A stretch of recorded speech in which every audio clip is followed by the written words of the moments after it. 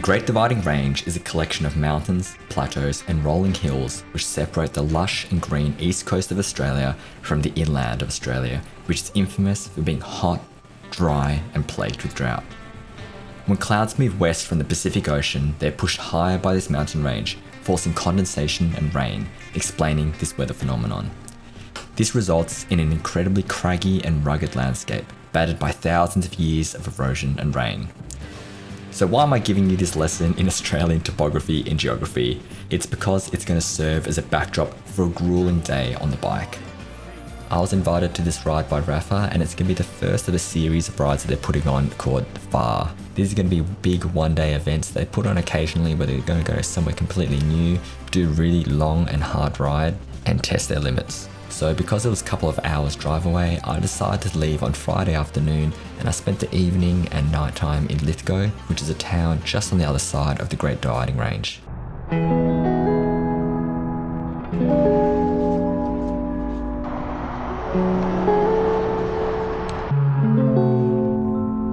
I walked around some of the beautiful parks, and it looks like they've got a lot of memorials for World War II, as well as a rich history in industrial and railway.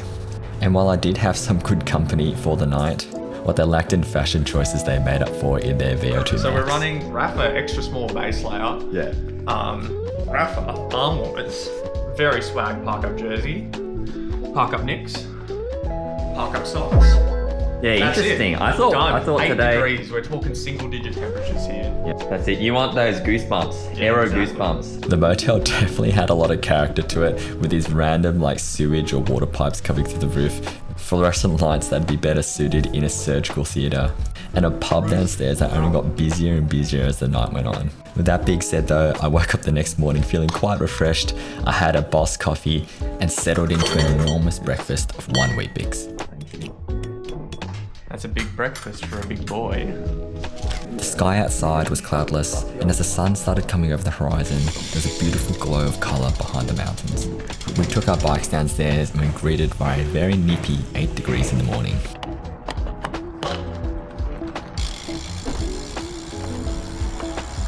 We headed to a local cafe just down the road, which would serve as a starting point for the ride, and I was very happy to see they had some hot coffees ready for us, also a lot of familiar faces, and there was definitely quite a lot of excitement in the air. Morning guys, and how are you doing? Welcome to the video. Today we got something a bit different. I feel like I do something different almost every video. Try to switch it up a bit. Today I'm in Lithgow.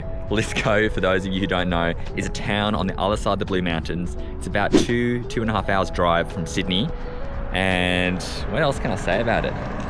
Oh, hey. Morning. Hello. Morning. Hello. I didn't know you were doing this today. I'm here. Good morning. I'm here. It's very, very rare for me to come out this way. I don't even remember the last time I drove out past the Blue Mountains, and I can't even say that I've done any riding out here either. But by all accounts, it's really nice. I'm here with Rapha this weekend. They're putting on their first ride of their series called Far series. And essentially what they want to do is go somewhere new, go and do a really long ride, and just have like a big day out. So speaking of long ride, the ride today that I'm doing is 200 kilometers, which is not horrific, but it's got 3,500 meters elevation, which is kind of crazy. So we've actually got a pretty big day in for us.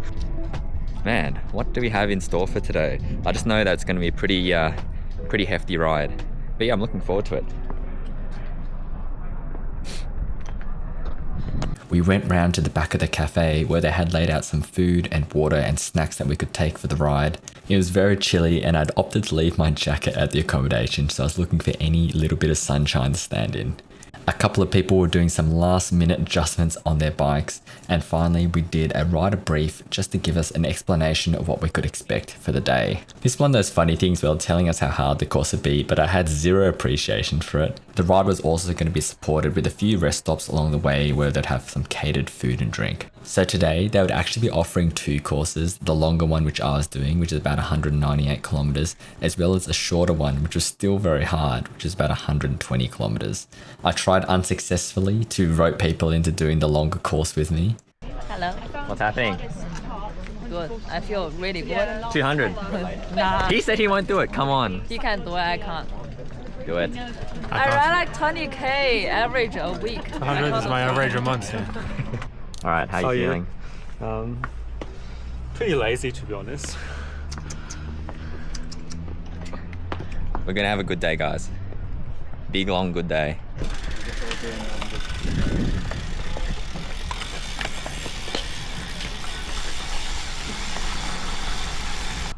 All right, let's head off.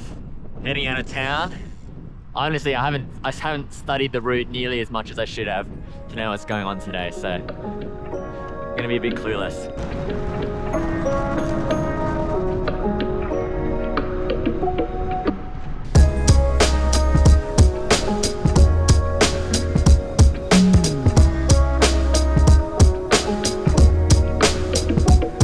Alright, as we roll out of town, let's talk a little bit about this course. Here's the elevation profile of the whole entire route. As you can see, it's a very, very lumpy course with probably two of the biggest climbs in that first section of the ride. When you're looking at an elevation profile like that, it is hard to get an appreciation of how hard those climbs are going to be.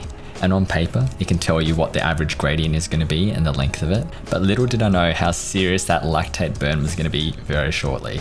The 200km group set out at a pretty quick pace, faster than I was expecting, and this was due to there being a time cutoff for the course. If we didn't make a checkpoint at a certain time, we'd have to do the shorter route for the day. From my initial reading, I thought that time cutoff was pretty generous. We had 2.5 hours to essentially go about the first 55 kilometers. If you average that out, that's actually less than 25 kilometers per hour, which is quite achievable if you've got pretty good fitness. What none of us knew was that first 50 kilometers was going to be the most difficult part of the course. A very strong group of riders immediately started hitting it off, and I think everyone behind felt the sense of urgency that we had to catch up to them, and before we knew it, we were strung all along the road in a mad chase to try and catch up with them. At this point, once we left town, we got our first glimpse of the beautiful scenery we'd be riding around in today. Rolling green hills on either side, yellow grasslands, and as you can see in the clip here, we've got a beautiful lake on the right hand side. I couldn't take my eyes off the road too much though, because this section had so many potholes. Luckily, quite a lot of the potholes have been filled in with cold mix asphalt, but as you can see in the footage here, this resulted in a road which is pockmarked with hundreds of different shades of asphalt put in at different times, and it was a really uneven surface. At this point, the realization of how long the day was going to be had settled into me, and I was trying to encourage riders around me that instead of trying to chase down that front group, we should just form our own, go our own pace, and try and work together and draft. Now that would have been all well and good, except this is when we hit these rolling hills.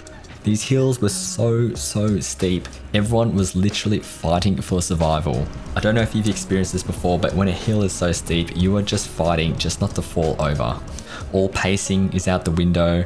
I was tapping my gears, hoping that I had a few more in that rear derailleur, and I was even doing a few little S-bends on the road just to level out the gradient. I think this is going to be the theme of the day. Just rollers for days, up and down. All right, I'll show you around. So we've got these beautiful valleys and crests on either side, but that's essentially what we're riding through, this lumpy countryside, which means we go down really fast and then we hit these like 10-15% rollers. Oh gee.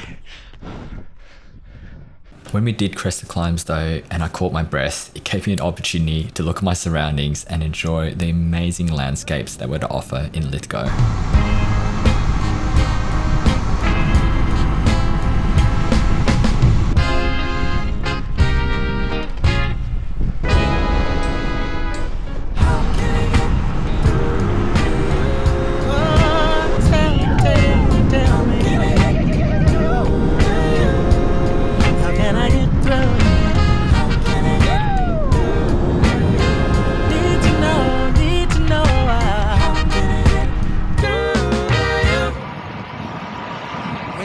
Turn up, you get going at every stop, baby, oh, it's showing.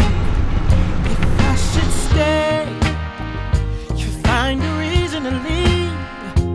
When I'm busy, that's the time you are free.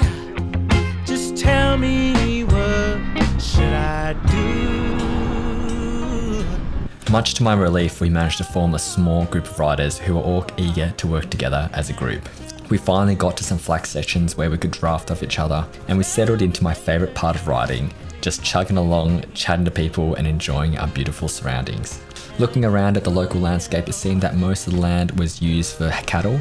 Saw plenty of sheep and cows, and as we got a little bit further along, we came across plenty of these state forests, which I believe are used as forestries. You can see all the trees planted in line, looking very lush and green. We were definitely pacing ourselves, not wanting to go too fast up the climbs, trying to conserve a bit of energy. And then we looked at our clocks. The time was 10 past 10. We had less than 20 minutes to get to the time cut. This is not a lie, I think everyone in our group was a bit jump scared by how soon it was. We quickly devised a plan. On the next rolling downhill, we'd form up, start a rolling pace line, and we'd all have to work really hard together to get to that rest stop. So that's exactly what we did.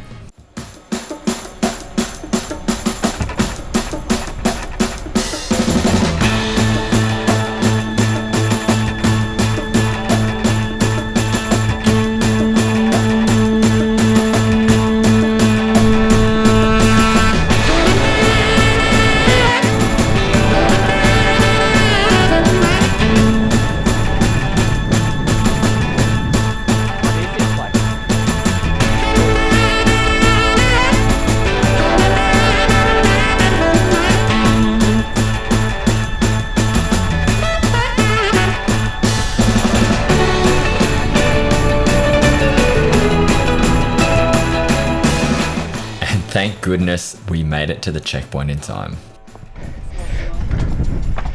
You want a sausage roll or a meat pie? Sausage roll, I can smell them from out here. Oh, you know what, actually at Pies. Meat pie speaking to me.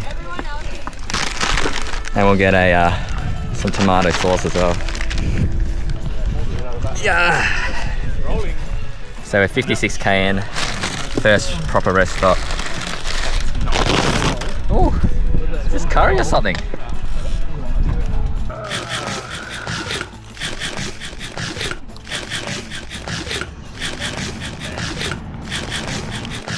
Got a little feed station here.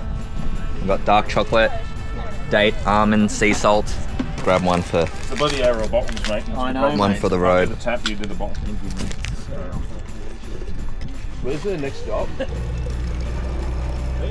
All right, leaving the first rest stop now. Oh, so windy. Literally blowing us backwards.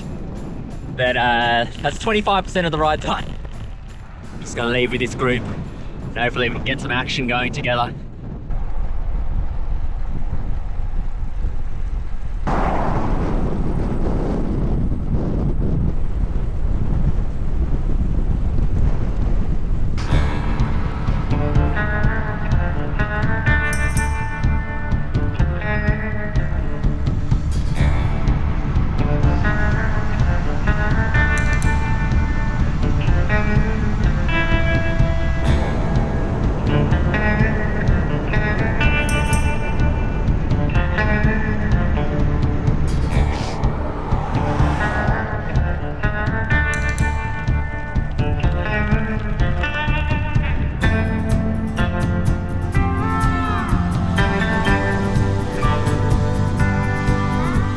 Alright, so we are about 80 kilometers in. To be honest with you, I'm not too sure where we are.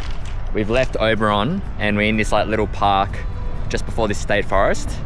But it looks like we're about to hit a dirt road, which is a bit suspect because we're on road bikes. But yeah, just having a quick pee break. I can tell you right now, the ride is pretty grim. So we've got this ridiculous crosswind. It means we're going single file, but we're not even getting a good sit in the draft. No one's talking to each other because we're essentially like in the gutter. And yeah, I'd say morale is pretty low. But I think, yeah, this is the part of the ride where you're not even halfway yet. You're realizing you got quite a lot ahead of you, and we got our work cut out for us today. So I think we just need to keep the sugars up, try and get some banter going in the group, and hopefully this dirt road isn't too gnarly.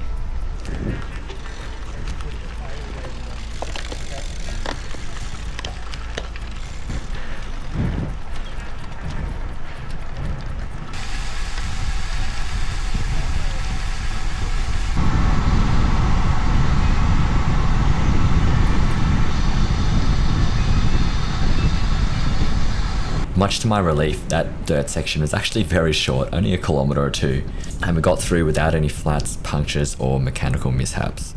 And this led us on to one of my favourite parts of the course. We'd gotten off the main road, we were down in these forested areas, we had trees on either side, which actually kind of sheltered us from that wind. And personally for me, what I think was the best part was when you're off those busy roads, you feel a lot more mentally free. You know that there's not going to be cars flying past you at 110 kilometers an hour. You can loosen up a little bit, look around a bit more at your surroundings and enjoy the setting. This also gave us the opportunity to ride 2 abreast, which meant we could chat and talk to each other again. And I would definitely say rides go so much faster and they're so much more fun when you've got someone next to you and you're just talking to them and the kilometers just go by.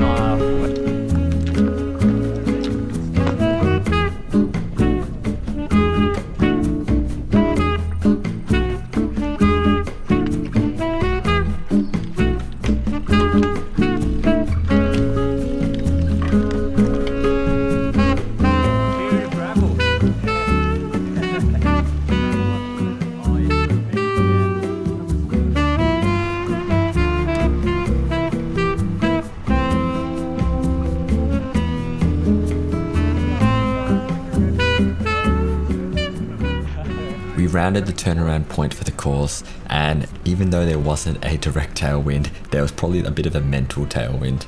We were renewed with new energy when you were on the homeward stretch, and we were absolutely motoring along these beautiful roads in the state forest.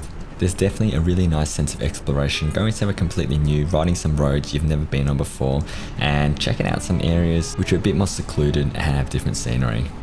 At this point, our little group of 7 riders was one cohesive unit.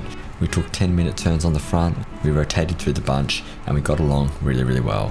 One thing that was also going really well was my nutrition strategy. This strategy involved me eating as much food as I could physically fit down my gob. I didn't even really plan out any specific plan, I just grabbed as many gels and bars as I could, stuffed in my pockets, and then just whenever I felt hungry, probably every 30 minutes, I would eat one. This ended up working out really well because throughout the whole ride I felt quite energetic, and I never suffered from any symptoms of cramping. This meant that I could give away my cramp fix to other unsuspecting victims like John.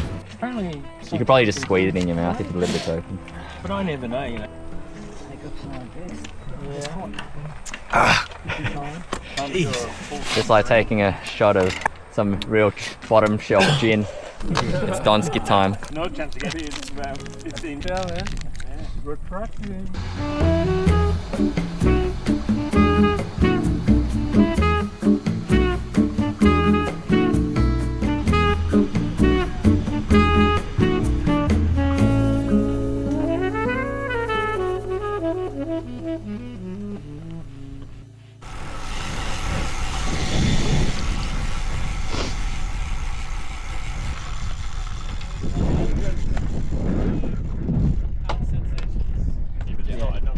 Oh, yeah.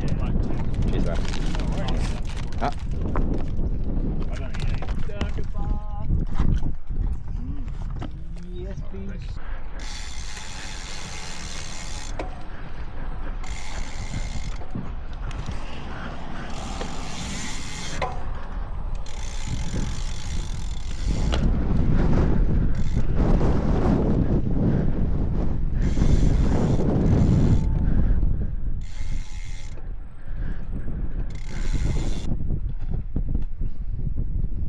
So that was the last supported rest stop of the ride at 135 kilometers. We've got about 60 kilometers left to do, but looking at the elevation profile, it's mostly downhill with one nasty little climb at the end. There was a marked change in the landscape of the ride in this last section. We went through an area of the Blue Mountains close to Jenolan Caves. The road seemed to follow the side of a mountain, which would give us beautiful views off the edge of a cliff.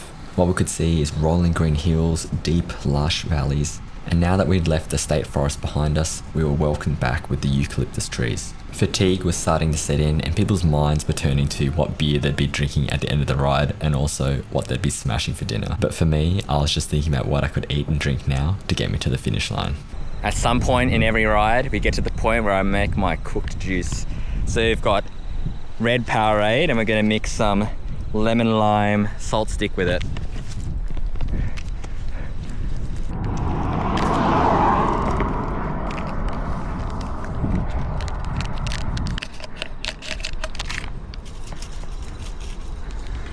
You can do it. I can do it. All right, Maybe time to you need taste the this camera. concoction. Snakes will be scared.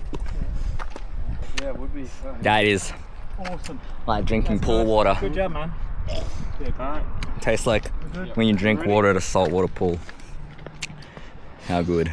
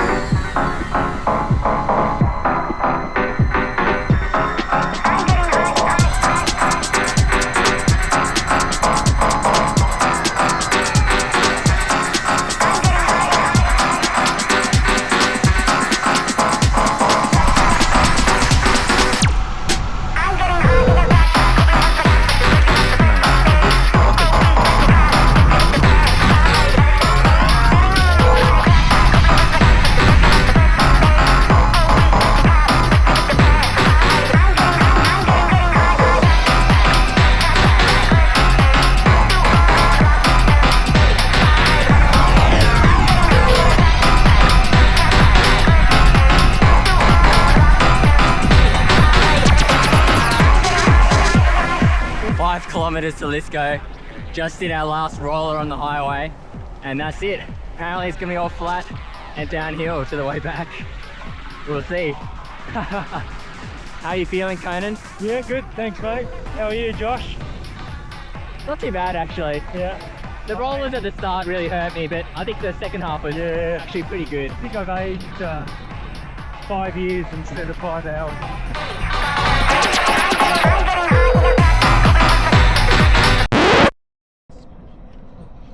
If anyone ever sees me on a bike, It's just how it is. 191k and we get our first puncture. Just outside of town. It'd be like that sometimes.